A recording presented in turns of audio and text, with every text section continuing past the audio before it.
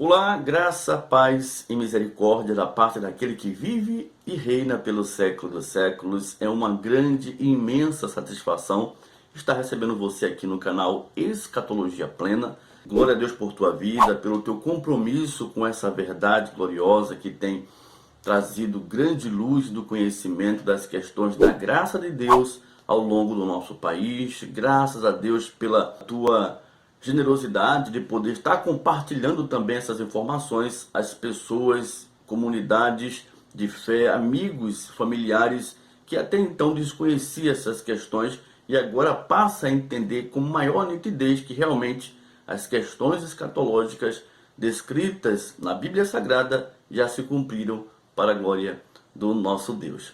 Se você ainda não é inscrito no canal, inscreva-se, ative no sininho das notificações para que você receba todas as nossas atualizações. Se você deseja ser membro, é só você clicar no botão Seja Membro e vamos à reflexão desse vídeo.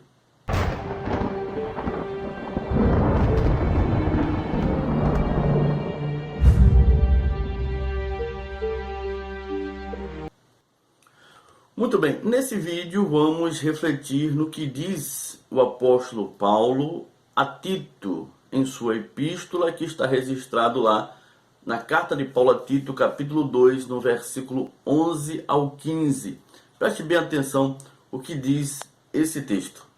Porquanto a graça de Deus se manifestou salvadora a todos os homens, educando-nos para que, renegadas a impiedade e as paixões mundanas, vivamos no presente século, sensata, justa e piedosamente, aguardando a bendita esperança e a manifestação da glória do nosso grande Deus e Salvador Jesus Cristo, o qual a si mesmo se deu por nós, a fim de remir-nos de toda iniquidade e purificar para si mesmo um povo exclusivamente seu, zeloso de boas obras. Dize estas coisas, exorta e repreende, também com toda a autoridade. Ninguém te despreze. Então veja, esse texto aqui que acabamos de ler é mais uma evidência clara quanto ao tempo da vinda de nosso Senhor Jesus Cristo em glória. Antes de abordar profundamente essa questão, eu quero ressaltar que o todos descrito aqui no versículo 11, cujo qual a graça foi manifesta, não se refere a todos os seres humanos da terra. Esse todos aqui, que está se referindo aqui o apóstolo Paulo a Tito no versículo 11, descreve a um povo que é exclusivamente do Senhor, os eleitos e predestinados desde antes da fundação do mundo. Isso está bem claro quando você ler o versículo 14, o qual a si mesmo se deu por nós, a fim de remir-nos de toda iniquidade e purificar para si mesmo um povo exclusivamente seu, zeloso de boas obras. Um povo exclusivamente de Deus, e não todos os seres humanos da terra, porque se assim fora, conforme alguns entendem isso no versículo 11, não haveria sensatez do apóstolo Paulo falar de um povo que estava sendo remido exclusivamente dele, não é verdade? Esse é o ponto que eu queria que você entendesse antes de abordarmos profundamente do que o apóstolo Paulo tratou com Tito aqui nesses versos que acabamos de ler. Pois bem, para a tradição religiosa, a vinda de Cristo está para ocorrer em qualquer momento da história. A cada geração que se passa, existe uma expectativa da vinda de Cristo e essa vinda nunca acontece. Por quê? Porque não se entende que a vinda de Cristo, descrita na Bíblia Sagrada, já aconteceu em 70, conforme temos mostrado aqui exaustivamente pelos nossos conteúdos. Está bem claro que a vinda do nosso Senhor se deu em virtude da queda de Jerusalém. É por isso que, ao longo da história da igreja, há uma frustração imensa quanto ao entendimento dessa questão, que não chegou aos corações de muitos filhos de Deus até então, em nome de Jesus. Então, vamos prestar bem atenção, à narrativa desse texto que acabamos de ler e entender pontos que por vezes passam desapercebidos quanto a essa questão do tempo da vinda do nosso Senhor, que realmente estaria para acontecer, como aconteceu no primeiro século da era cristã.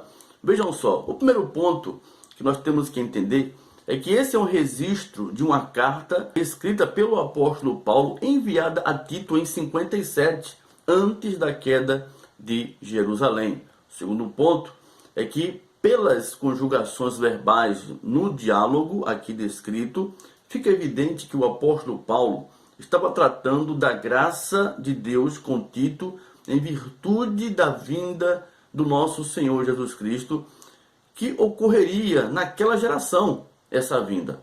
A mesma geração cujo qual o Senhor Jesus Cristo disse que não passaria. É só você ler o verso 11 e o 12, né? Está bem claro essa descrição aí. Olha só o que diz o texto: porquanto a graça de Deus se manifestou salvadora a todos os homens, educando-nos, educando a quem? Paulo se referindo a ele, a Tito e a todos os irmãos gentios, como também judeus que estavam sendo justificados pela fé em Cristo. Totalmente é esse povo que está sendo dirigido essas palavras. Ele diz que possamos assim viver no presente século, aquela geração, de forma sensata, justa e piedosamente. Está bem claro essa questão quanto a conjugações verbais. Está bem claro, e é isso que devemos prestar mais atenção à interpretação dos textos. Então está claro que o apóstolo Paulo estava tratando da graça de Deus com Tito em virtude da vinda de Cristo, onde manifestaria assim essa aliança que ocorreria naquela geração. Está bem claro.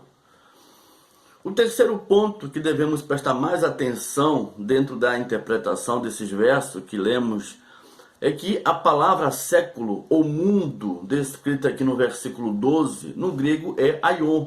Ou seja, o apóstolo Paulo estava se referindo à era judaica com seus rituais, cerimoniais e sacrifícios. Não era o fim do planeta Terra, era o fim de uma aliança que se daria, que aconteceu em 70. O quarto ponto é muito interessante, pois da mesma forma que o apóstolo Paulo tratou com Timóteo, e vimos isso no vídeo passado, também ele se dirige a Tito, que era também o ministro do Evangelho da Graça, designado à igreja de Creta, que ele deveria ser fiel à sã doutrina, na orientação da graça àqueles irmãos, aguardando a manifestação do nosso Senhor Jesus Cristo. Você vê isso no versículo 1, no versículo 13. O quinto ponto é que o verso 15 deixa-nos absolutamente esclarecidos que a questão da vinda de Cristo, descrita no versículo 13, era uma ocorrência daquele século, e não 2000 anos depois, que um dia viera a acontecer. No versículo 15, está bem claro isso. Ele diz: dize estas coisas, exorta e repreende também com toda a autoridade, ninguém te despreze. Despreze a quem? A mim, que prego o evangelho hoje, no século 21, aos ministros, aos muitos ministros que pregam o evangelho da graça nessa geração? Não. Era Paulo se referindo a Tito. Ninguém te despreze. Então veja como é importante você fazer uma interpretação segura para que você realmente chegue com sensatez à verdade exposta na mesma. Aí vem mais uma casca de banana para os futuristas e parciais preteristas, porque eles têm que responder essa questão. E aí, abençoados? Se Jesus terá que vir algum dia, ele tem que voltar de qualquer jeito, porque a vinda que ocorreu em 70 em virtude da queda de Jerusalém foi só para os judeus e não para os gentios. Me dê o paradeiro de Tito. Se você faz a leitura do texto de Tito, capítulo 2, no versículo 11 ao 15, e lança as questões desse texto para hoje, do século 21, você está nada mais nada menos do que fraudando o texto. Paulo disse: Tito, ninguém te despreze. Como desprezar ou não desprezar Tito se ele não está mais em vida entre nós? Qual o sentido de fazer a leitura desse texto e designar para nós hoje, no aguardo de Cristo, quando que era um exercício de fé quanto à orientação de Tito à igreja do primeiro século? Está bem claro isso aqui, meu irmão, minha irmã. Fica claro que há uma contradição terrível de lançar a leitura desse texto de Tito para os nossos dias, pelo fato de Tito não estar mais entre nós, não está mais em exercício como um bom soldado de Cristo, preparando a igreja no sentido pela qual a esperança daquela igreja, quanto à manifestação da vinda de Cristo, pudesse vingar. Era eles que aguardavam, era eles que estavam na expectativa, e não nós hoje, igreja do século 21. Paulo disse, Tito, ninguém te despreze. Está bem claro.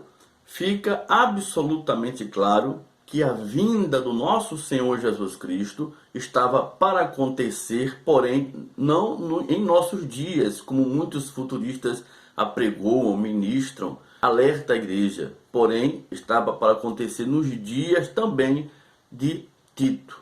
Tito morreu no ano de 107, com 95 anos. Como Jesus veio em 70, como temos mostrado aqui, provado, fica absolutamente claro que o apóstolo Paulo não tratou com Tito de uma hipótese quanto ao tempo de vinda de nosso Senhor, porque estava para acontecer justamente no primeiro século da era cristã. E Tito não poderia morrer sem que antes essa manifestação de glória do Senhor acontecesse. Se alguém queira sustentar a rebeldia tola ainda, continuando dizendo que Jesus não veio de forma nenhuma, eu desafio mais uma vez a você provar que eu esteja errado nessa interpretação. Cadê Tito, futuristas? Aonde ele está? Fica aí mais um desafio para que você que queira aceitar esse desafio possa aí nos comentários botar a sua justificativa. Cadê Tito, futuristas? Se você gostou desse vídeo, curta, compartilhe com os teus amigos futuristas e ministros do Evangelho. Faça com que eles venham a refletir, a fazer uma reflexão dessas questões da escatologia bíblica equivocada que eles se sustentam.